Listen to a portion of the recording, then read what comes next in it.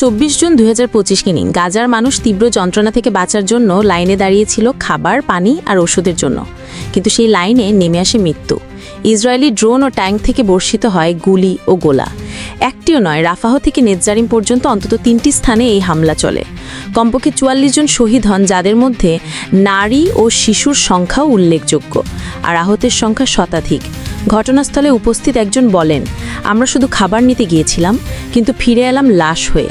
প্রত্যক্ষদর্শীরা জানান, লোকজন পালিয়ে যাচ্ছিল, এরপরও তাদেরকে লক্ষ্য করে গুলি চালানো হয়। এই একই ধাঁচে মে মাস থেকে এখন পর্যন্ত গাজায় সহায়তা লাইনে দাঁড়িয়ে প্রাণ হারিয়েছেন 500-রও বেশি মানুষ, যেটিকে এখন ডেথ ট্র্যাপ বলা হচ্ছে। এই কি মানবতা? খাবার চাইতে এসে লাশ হয়ে ফিরে যাওয়া কি আমাদের নতুন স্বাভাবিক?